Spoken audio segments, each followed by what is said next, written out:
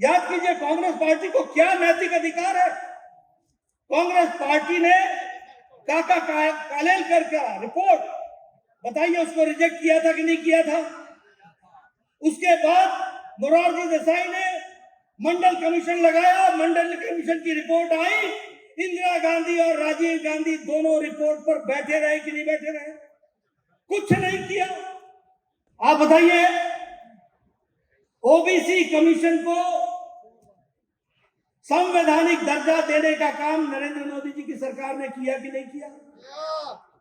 क्यों कांग्रेस पार्टी, क्यों यूपीए, जिसमें लालू भी थे, जिसमें बाकी लोग भी थे, क्यों उन्होंने ओबीसी को संवैधानिक दर्जा नहीं दिया।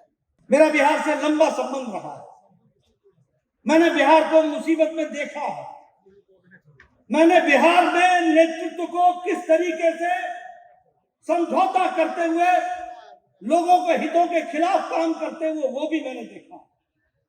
मैंने वो भी समय देखा है जब कांग्रेस पार्टी को एक तरफा समर्थन मिलता था और कांग्रेस पार्टी लोगों के हित के सिवाय हित के से अलग हट करके अपने भ्रष्टाचार में लगे। मैंने वो भी दिन देखे हैं जब सामाजिक न्याय का नारा लगा करके आने वाले लोग अपने परिवारों के और अपने घरों में, अपने तिजोरियों में धन भरने के सिवाय कोई काम नहीं किया, वो समय भी देखा। बताइए, पहला All India Institute of Medical Sciences Bharat Ratna स्वर्गीय अटल बिहारी वाजपेयी जी ने दिया था कि नहीं दिया था। आप बताइए, दूसरा all India Institute of Medical sciences Darbhanga में नरेंद्र मोदी जी ने दिया कि नहीं दिया।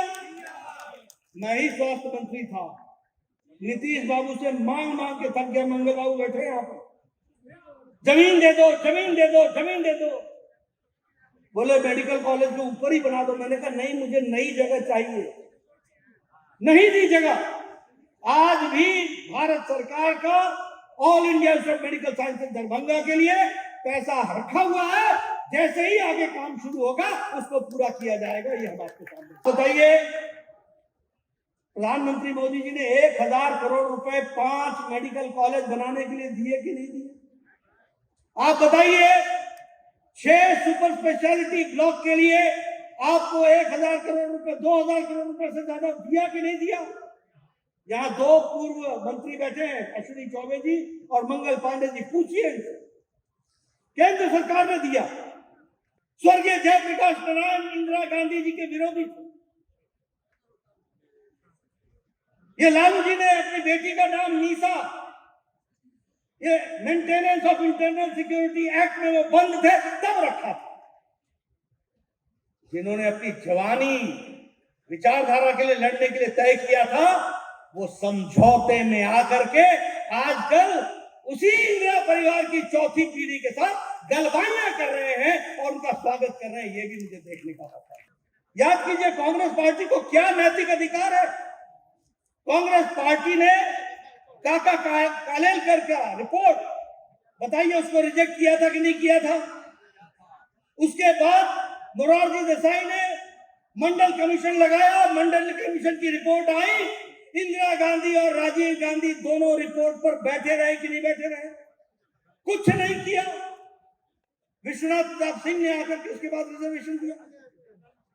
और आपको जान करके आश्चर्य होगा कि 1992 के बाद 1992 में जब सुप्रीम कोर्ट ने कहा कि ओबीसी को केंद्रीय सर्विस में नौकरी मिलने रिजर्वेशन होना चाहिए, तब जाकर के रिजर्वेशन 1995-96 में। और ये लोग आजकल ओबीसी के चैंपियन बने हुए हैं। आप बताइए, ओबीसी कमीशन को संवैधानिक दर्जा देने का काम नरेंद्र मोदी जी की सरकार ने किया कि नहीं किया। क्यों कांग्रेस पार्टी, क्यों यूपीए, जिसमें लालू भी थे, जिसमें बाकी लोग भी थे, क्यों उन्होंने ओबीसी को संवैधानिक दर्जा नहीं दिया। आज ओबीसी की बात करते हैं। मैं ये सारी बातें आपके सामने इसलिए रख रहा हूं कि मोदी जी के नेतृत्व में जिस तरीके से ओबीसी की चिंता की गई है, ओबीसी को आगे बढ़ाने का काम किया है, वो हम सब लोगों को ध्यान रखना। मैं बिहार की बात नहीं करना चाहूंगा। मेरा बिहार से लंबा संबंध रहा है। मैंने बिहार को मुसीबत में देखा है। मैंने बिहार में नेतृत्व को किस तरीके से समझौता करते हुए लोगों के हितों के खिलाफ काम करते हुए वो भी मैंने देखा। मैंने वो भी समय देखा है जब कांग्रेस पार्टी को एक तरफा समर्थन मिलता था और कांग्रेस पार्टी लोगों के हित के सिवाय हित के से अलग हट करके अपने भ्रष्टाचार में लगे। मैंने वो भी दिन देखे हैं जब सामाजिक न्याय का नारा लगा करके आने वाले लोग अपने परिवारों के और अपने घरों में अपने तिजोरियों में धन भरने के सिवाय कोई काम नहीं किया। वो समय भी देखा। लेकिन मैं ये गौरव के साथ कह सकता हूं कि भारतीय जनता पार्टी के नेतृत्व ने बिहार को हमेशा मुख्य धारा में लाने में कोई कसर नहीं छोड़ी है। ये बात मैं गौरव के साथ कहता हूं। आप बताइए, पहला All India Institute of Medical Sciences Bharat Ratna स्वर्गीय अटल बिहारी वाजपेयी जी ने दिया था कि नहीं दिया था? आप बताइए, दूसरा all India Institute of Medical sciences Darbhanga में नरेंद्र मोदी जी ने दिया कि नहीं दिया? मैं ही स्वास्थ्य मंत्री था। नीतीश बाबू से मांग मांग के थक गया। मंगल बाबू बैठे यहाँ पर, जमीन दे दो, जमीन दे दो, जमीन दे दो।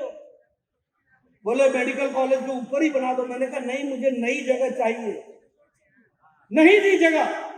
आज भी भारत सरकार का all India Institute of Medical sciences Darbhanga के लिए पैसा रखा हुआ है। जैसे ही आगे काम शुरू होगा उसको पूरा किया जाएगा। ये हम आपके सामने बताइए, प्रधानमंत्री मोदी जी ने 1000 करोड़ रुपए 5 मेडिकल कॉलेज बनाने के लिए दिए कि नहीं दिए? आप बताइए, 6 सुपर स्पेशलिटी ब्लॉक के लिए आपको 1000 करोड़ रुपए 2000 करोड़ रुपए से ज्यादा दिया कि नहीं दिया? यहाँ 2 पूर्व मंत्री बैठे हैं, अश्विनी चौबे जी और मंगल पांडे जी। पूछिए, केंद्र सरकार ने दिया, सुपर स्पेशलिटी ब्लॉक के लिए दिया। और अभी 15वें फाइनेंस कमीशन में भी 6017 करोड़ रुपए देने का काम भारत सरकार ने दिया। ये हमको ध्यान में रखना। लेकिन हमारे ये यहाँ का नेतृत्व जो भ्रष्टाचार से ऊपर से नीचे आकर डूबा हुआ है, भाई को भाई से लड़ाओ, तुष्टीकरण की राजनीति करो, इसमें मस्त है, व्यस्त है। ऐसी सरकारों को गुड बाय कहने का समय आ गया है और भारतीय जनता पार्टी को लाने का समय आ गया। मैं यहां अभी जयप्रकाश जी के निवास स्थान पर जाऊंगा। मुझे याद है, मेरा बचपन जयप्रकाश नारायण के आंदोलन के समय गुजरा था। मुझे याद है, कदम कुआं में मैं जयप्रकाश नारायण के घर के आसपास कभी न कभी किसी न किसी बहाने आया करता था। सुशील मोदी जी, रविशंकर जी, राजेंद्र गुप्ता जी, अश्विनी चौबे जी, ये सब लोग उन दिनों जयप्रकाश नारायण जी के सानिध्य में आंदोलन को आगे बढ़ाने का काम था। मुझे याद है कि उसी समय लालू और नीतीश जी भी कदम कुआं के चक्कर लगाया था। आज मैं सोचता हूं, क्या से क्या हो गया, कहां से चले थे और कहां पहुंच गए। स्वर्गीय जयप्रकाश नारायण इंदिरा गांधी जी के विरोधी थे। ये लालू जी ने अपनी बेटी का नाम नीसा, ये maintenance of internal security act में वो बंद थे तब रखा था। जिन्होंने अपनी जवानी विचारधारा के लिए लड़ने के लिए तय किया था, वो समझौते में आकर के आजकल उसी इंदिरा परिवार की चौथी पीढ़ी के साथ गलबाइयां कर रहे हैं और उनका स्वागत कर रहे हैं। ये भी मुझे देखने का पता है। मैं सोचता हूं, राजनीति भी कैसी चीज है, कुर्सी भी कैसी चीज है। समझौता करते करते कहां पहुंच गए। यही पटना की धरती पर तुम सोनिया और राहुल को स्वागत करने के लिए खड़े हो गए। यही विचारधारा की लड़ाई थी, इसीलिए तुमने अपनी जवानी दी थी, इसीलिए तुम maintenance of internal security act में गए थे। लेकिन सत्ता और सत्ता के साथ साथ सत्ता सुख, इसके साथ समझौता करने वाले ये लोग, इनकी राजनीतिक विचारधारा कहां से चली और कहां पहुंच गई, कहां से संपूर्ण क्रांति और कहां से सामाजिक न्याय से निकल कर ये कहां पहुंच गए, यह भी हम सब लोगों ने देखा है।